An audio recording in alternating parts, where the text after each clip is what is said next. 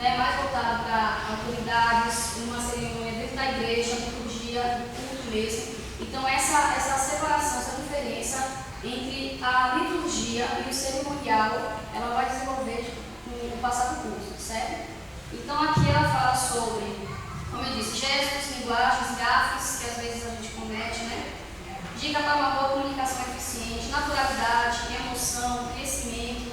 Então assim, e assim vai, ênfase, sotaque, velocidade, que nem eu tô agora, né? Pronúncia, volume de voz, então tudo isso ela vai trabalhar, certo? Que está dentro do material. Então é um material muito rico, certo? Hoje, então os irmãos que não têm, me dá o nome depois para a gente fazer mais, tá? Então hoje, eu combinei com ela, daqueles irmãos que não vieram na semana passada, nós vamos fazer um breve resumo do que foi dito, certo? E vamos entrar a fundo sobre a questão da voz, timbre de voz, exercício de respiração que nós podemos fazer, né, para melhorar, e a questão da sonoridade, sonoplastia, como a gente lidar com o instrumento de som, que também é o que nós trabalhamos, né, para os dirigentes de culto, para quem rege, para quem canta, o microfone, como segurar, e aí essa parte então vai estar nos ajudando aqui, certo? Então, na semana passada, ela falou o seguinte, né? Existem 3 passos para que a liderança do culto, a dirigência do culto, ela seja efetuada de forma mais agradável. E a primeira, fazendo um breve resumo, a questão da preparação. Né? Todos nós, ao executarmos, principalmente na casa de Deus, uma determinada obra, um trabalho, né? Fora a gente tem mais costume de fazer, né? Mas dentro da casa de Deus, principalmente, a gente precisa se preparar. E de que forma? Da vida devocional. Né? Então aqui ele fala, uma vida devocional diária, ela é essencial para um dirigente de culto. Então antes de iniciar, ele deve dedicar sua vida e também o culto que vai ministrar a Deus. E uma das coisas que a gente atenta, até aquela correria, principalmente no domingo, né, que você vem de manhã e você vai para casa, faz o almoço e tem à tarde, às vezes meia-noite. Então, às vezes essa correria pode impedir, né, essa questão devocional. A gente precisa ter um cuidado e começando em casa. Porque às vezes a gente cai no erro, né, como o exemplo mesmo de não se preparar, às vezes em casa, e quando chega aqui, a correria é tanta, às vezes é o ônibus que atrasa, é o carro que dá um problema, e quando chega aqui, vai já direto lá para frente e sem preparação. E aí às vezes a gente, né, se depara com mais surpresas.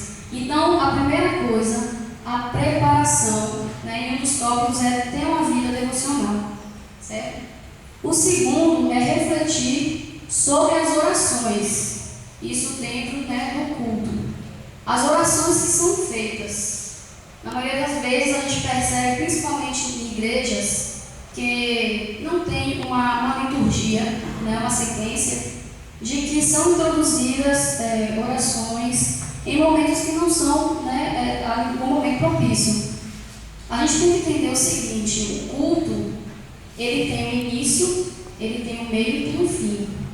Né? É todo desenrolar de uma história, de tema que Deus quer trabalhar ali naquele dia, na vida das pessoas.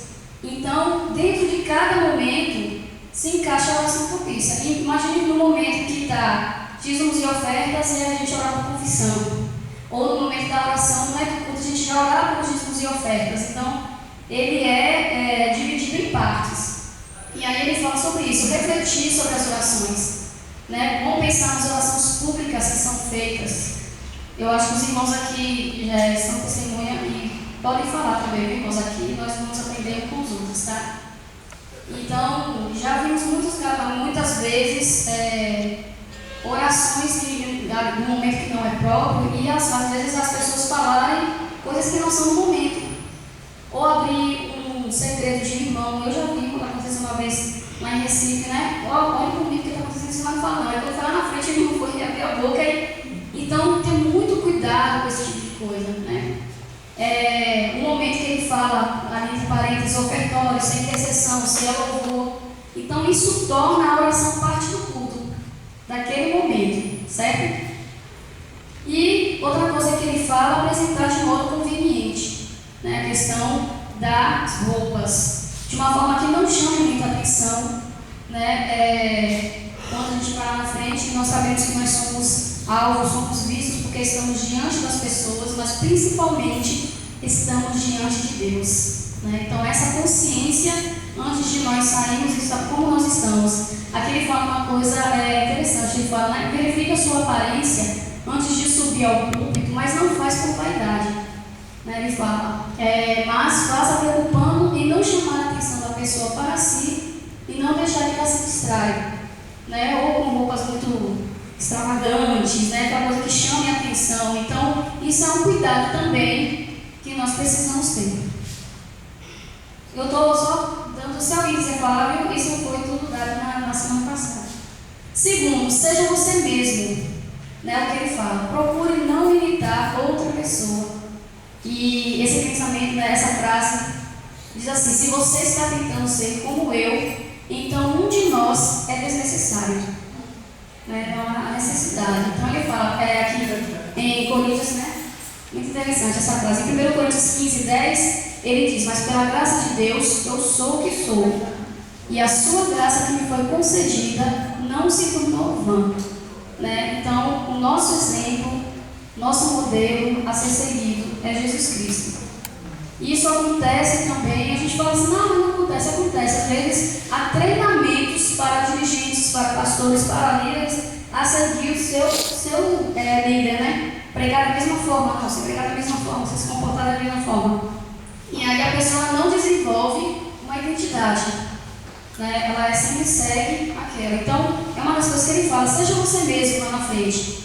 Não precisar vestir, né, ou ser um personagem. E esse cuidado também a gente precisa ter, porque quando está lá na frente, às vezes a gente fica nervoso, né? Naquele momento mesmo, dá um friozinho na barriga, mas eu falar na frente sempre dá, né? Aquele friozinho na barriga. Então aí a gente acaba, para poder até ficar mais tranquilo, a fazer um comportamento diferente do que a gente costuma fazer, né? E aí às vezes que a gente se embola e tal. Então quando você consegue ser você mesmo, você faz as coisas com mais naturalidade, mais facilidade, né? Isso às vezes acontece. Então, seja você mesmo. E 3, preste culto também. Então ele fala, poucas atividades ministeriais são mais difíceis do que adorar a Deus enquanto conduz outros na adoração. Isso acontece porque os líderes do culto querem que tudo saia o mais perfeito possível. Por causa disso, é muito fácil ficar concentrado para saber se todas as coisas estão andando de acordo e agindo assim, pode se desviar do foco, que é o Cristo vivo a quem estamos adorando. Né? Nós que estamos na liderança do culto, é um dos erros que a gente cai muito. A preocupação ali, se vai ser na hora certa, se a música vai sair certo, se a palavra está certa, se a pessoa vai orar, entendeu? Então, isso prejudica a adoração, porque o culto na casa de Deus, em primeiro lugar, né, precisa ter a concentração e o coração voltado a Deus. E essas partes que são técnicas, né, digamos assim, ela prejudica essa adoração, né, esse contato. Então, prestar culto também.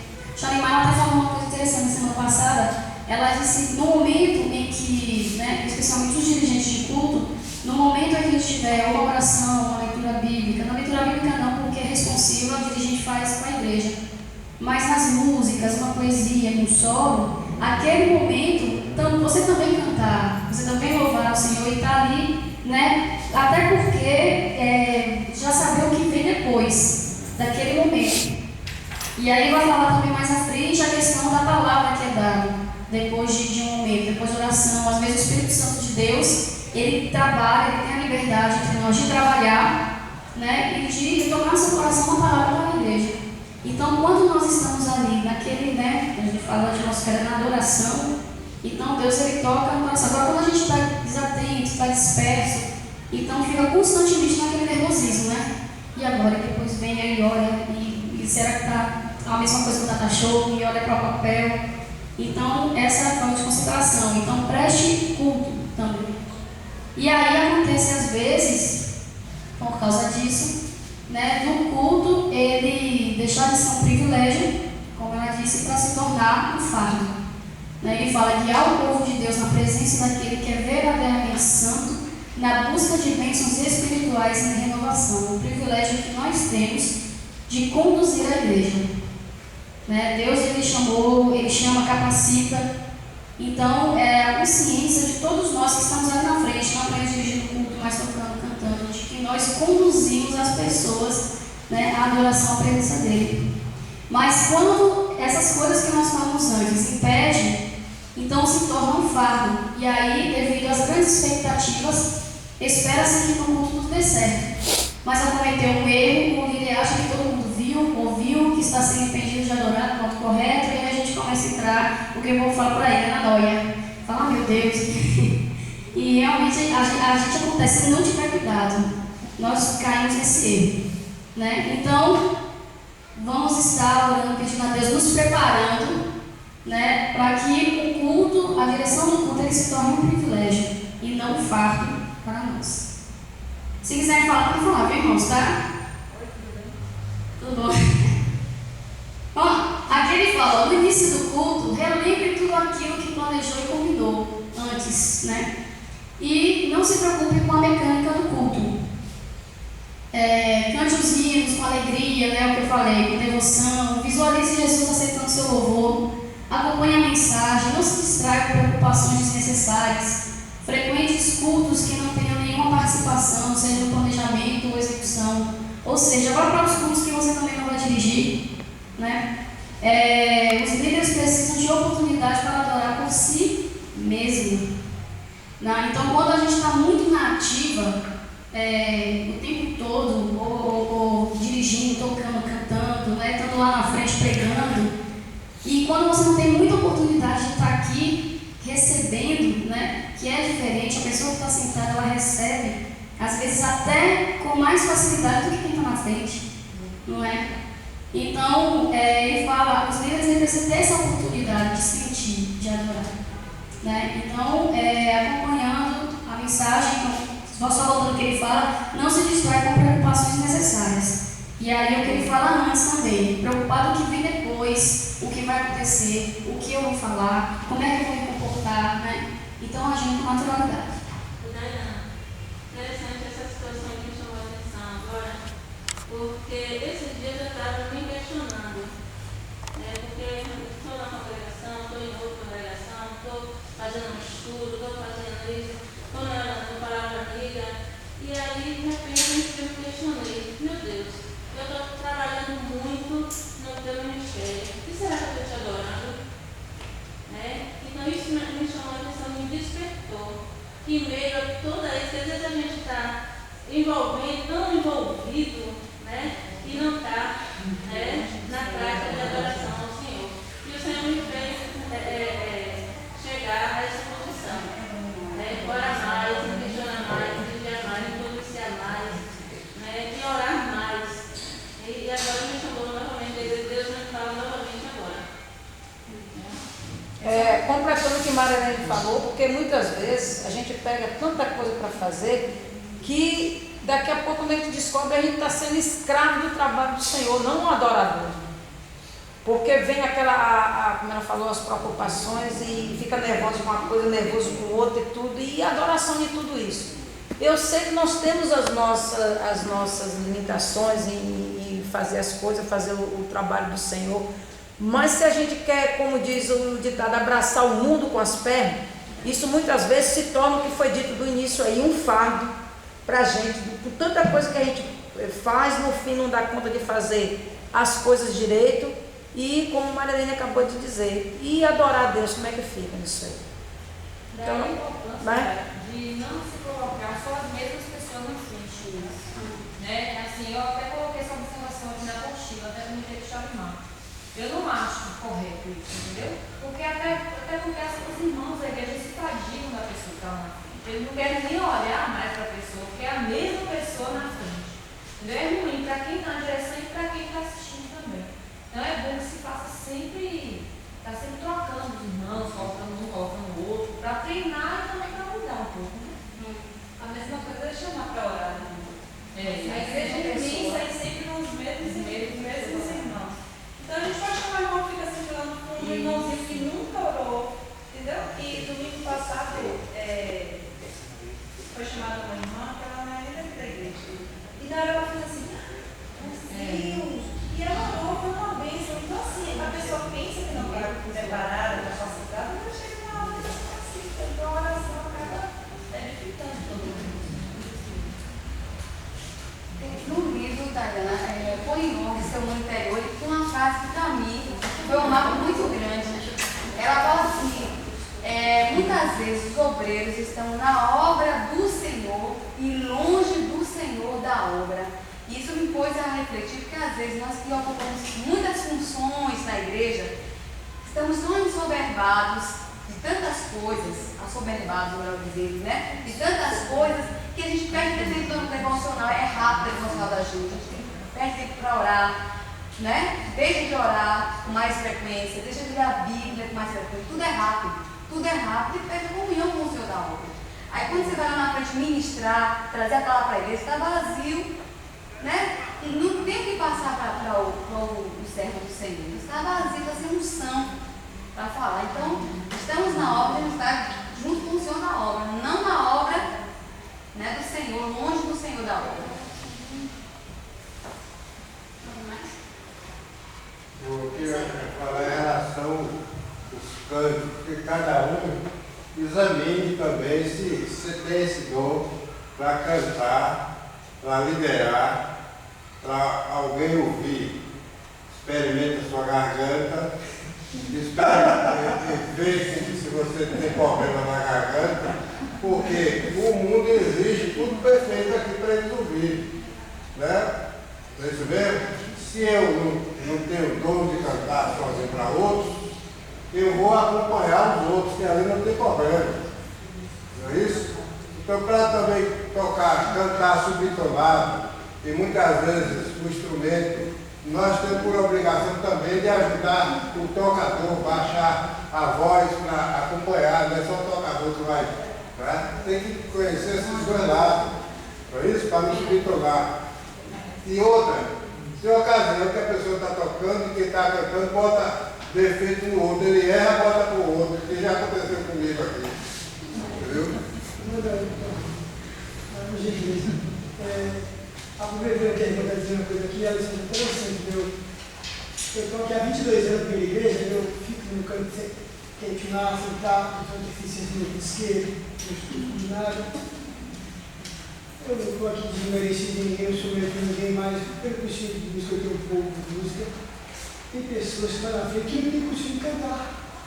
Não tem costume de cantar. Eu falar, Deus me livre, já vai ter um problema, uma barreira. Mas tem que colocar pessoas que têm habilidade da música, a postura, do grave, né? Uma série de coisas que a música sacra ensina.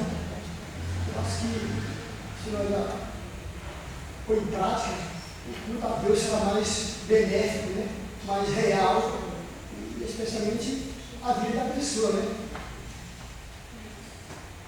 É a questão de buscar o melhor, né? Aperfeiçoar para fazer, né? Exatamente. E encerrando, eu lembrei de os irmãos falaram e o que ele disse sobre você estar o tempo todo nativo, né? Meu pai ele falava uma frase que eu achava interessante, ele dizia: servir a igreja nem sempre é servir a Deus. Mas quando você serve a Deus, consequentemente você serve a igreja. Ele sempre falava isso. Servir a igreja não é servir a Deus. Então, a gente precisa ter o cuidado se nós estamos servindo apenas a igreja e não está servindo a Deus. E aí isso parte do princípio da nossa motivação. O que tem motivado de estarmos aqui? O que tem nos motivado, né, a estar lá na frente? Parte, né, disso. Então, ele fala, durante o culto, os dirigentes e participantes eles não devem mostrar insegurança, nervosismo, cansaço. Ela deu até um exemplo, né, de animada, deu até um exemplo, ela falou, imagina se eu chegar aqui e falar, graça e paz, irmãos. Aí a gente já cansa todo mundo, né? Então, o cansaço, ou chegar em cima da hora, já pegar o microfone cansado, né? E parar um pouco para respirar. Tudo isso, a gente pensa que não, mas a igreja, ela percebe, né? A gente sabe que quando a gente está sentado, a gente percebe que alguma coisa está fora, né? Fora do lugar, alguma coisa. Eu tive a experiência disso, né? Quando tá, acho que no começo de aí tinha uma parte no grupo de um ao outro, aí essa rotina, eu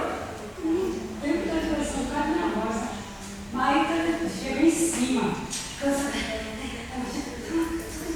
Aí eu senti que não era para me dar naquele momento. Aí eu peguei o microfone e comecei a ministrar para os irmãos. E eu senti que a gente passa para os irmãos o que a gente está passando. E comecei a ver os irmãos assim, depois, irmãos, vamos começar a cantar de novo?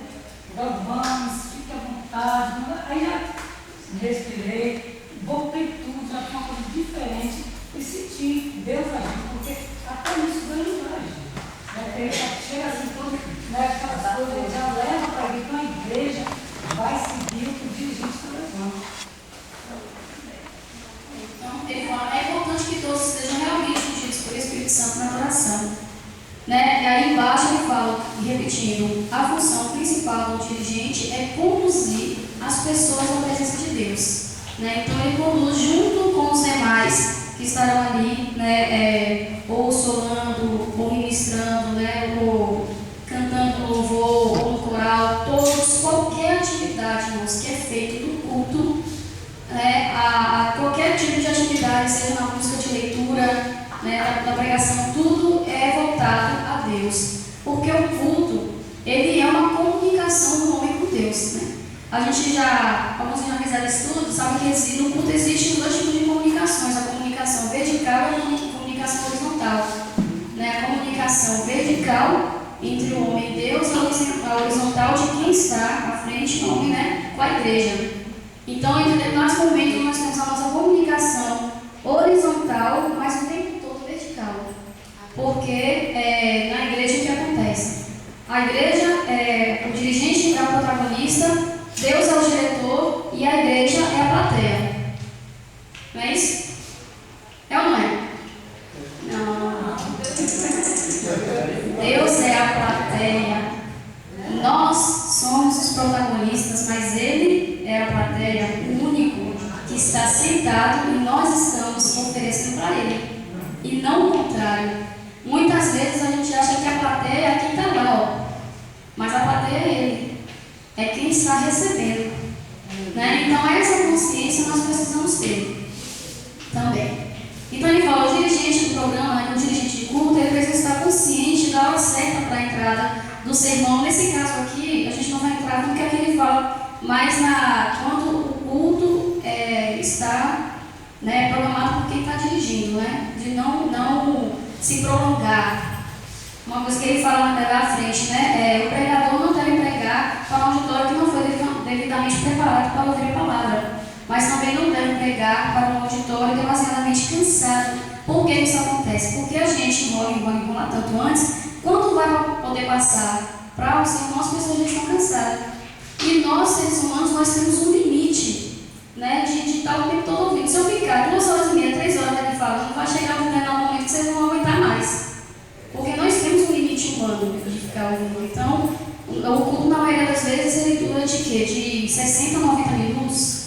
Não é? Então, dentro desse tempo, precisa ter um equilíbrio para não cansar, não ultrapassar demais também, né? E aí, quando o pregador, o mensageiro, vier com a palavra de Deus, então, as pessoas já estão cansadas de tanto ouvir, e aí, quando chega, não assimila mais o que vai ser dado. Muitas vezes acontece. E vocês não qual exemplo que isso acontece?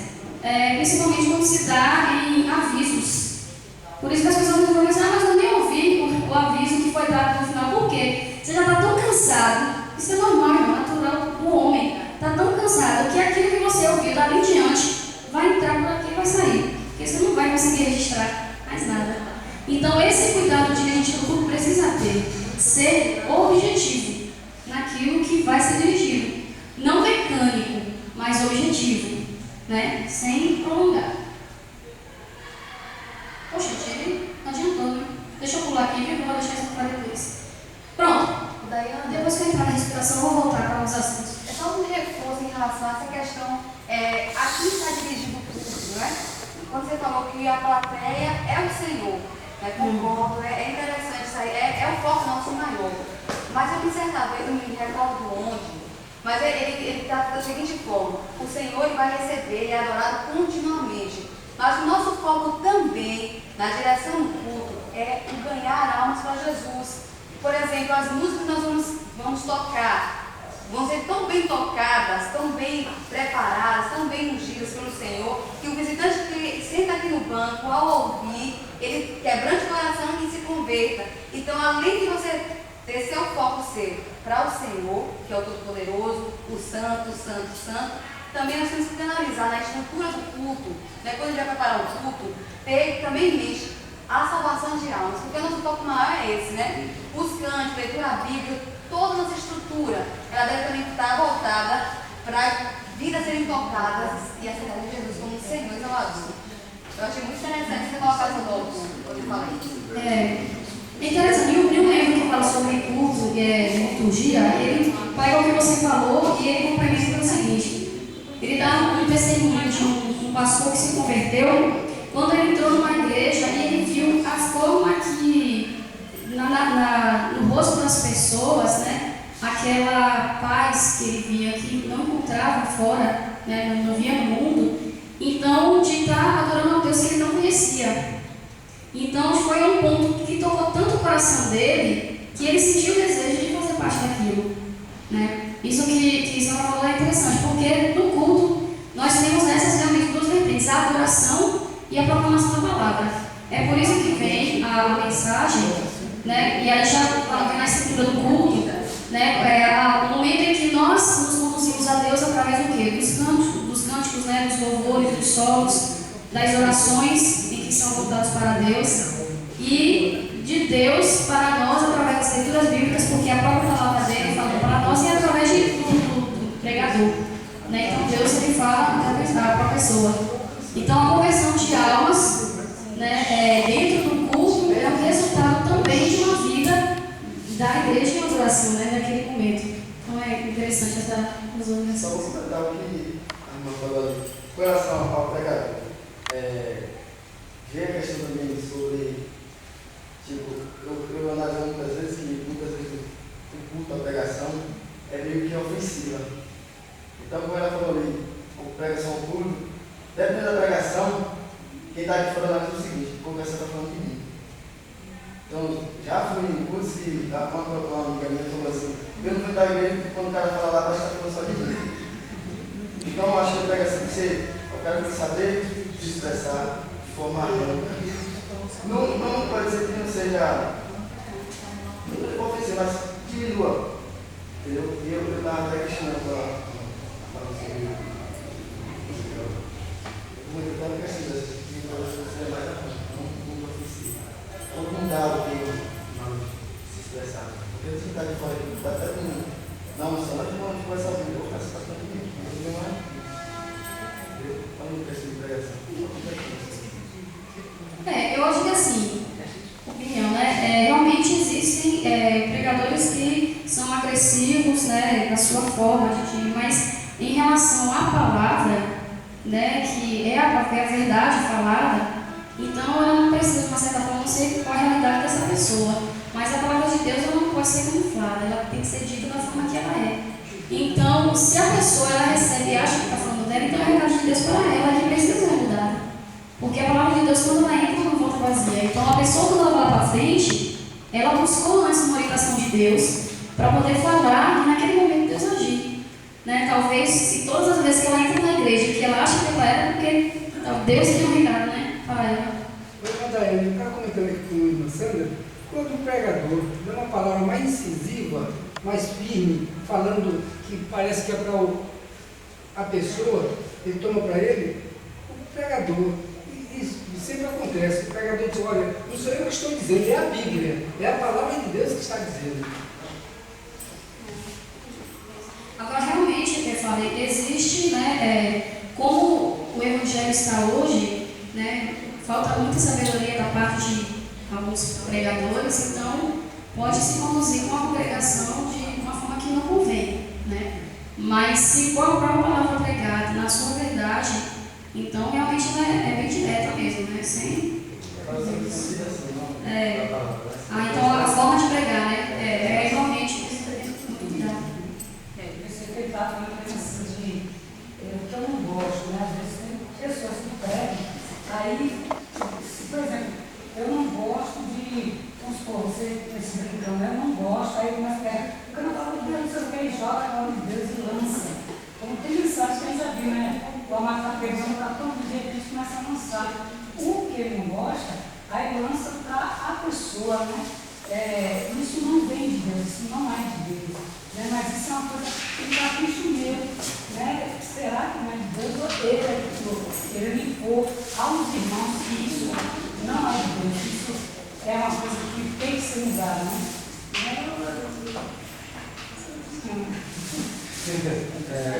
Eu ia falar pegar um gancho aqui de fala, e acerca do que Rosângela falou aí, irmão, a palavra de Deus diz que o Espírito Santo de Deus testifica. Né? E fala, a palavra de Deus é uma opinião minha, tá? A palavra de Deus diz que a verdade não traz confusão. Independente de quem está ministrando a palavra do Senhor, mesmo que ele tenha uma orientação elevada ou não, se ela vem de encontro a você a ponto de que você sinta, ou nós sintamos que por estar falando comigo, é porque de fato o Espírito Santo de Deus está passando a mensagem. Né? E acerca de quem está na frente, ministrando a palavra, quem tem que observar isso é a liderança da igreja, acerca de quem coloca lá em determinados dias. É óbvio que isso tem que ser exercitado na igreja, mas a gente tem que saber, principalmente quem conduz essa parte de programação de culto, quem é que coloca lá às vezes para de repente. E a gente também tem que saber o seguinte, entender, né, que quando há um irmão que prega é diferente de um pastor, que foi orientado, estudou, se dedicou, tem todo um tempo para aquilo, é diferente. A gente tem que observar essas limitações de um irmão que não tem um trabalho enfatizado tão somente na ministração da palavra de Deus. Quando você fala de pregador, você não está especificando ali pastor, não é isso? Está falando pregador, de uma forma geral. Então tem coisas que a gente tem que entender, como uma pessoa se expressa, se não tem um pouco da conduta, da sua criação, algumas palavras que são colocadas, às vezes questão de herança, entre outras coisas. Então isso a gente tem que perceber, para a gente não ver esse defeito no culto e deixar de estar observando naquilo que realmente está nos trazendo um benefício maior, que é a palavra de Deus.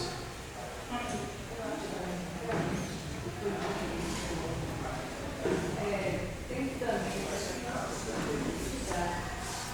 muito respeito das pessoas que chegam. Por exemplo, pode chegar alguém convertido, e ouve uma pregação condenando determinada entidade. Eu acho que nós temos que trazer a palavra de Deus como está, mas sempre falar de A ou B, citar e condenar, e não apontar. Porque realmente, às vezes, a gente deixa de ganhar o tempo. Se a pessoa chega ali até sair ofendida e não volta. Olha, vou dizer isso. Mesmo jeito da pessoa falar. Quer dizer, vem a mensagem, mas a pessoa dá a sua opinião. E vai espantar, ao invés de chamar e atrair as pessoas. E as pessoas não chegam com aquela sede, e saem. Até ser mal, ser vontade essa questão. Você falar, por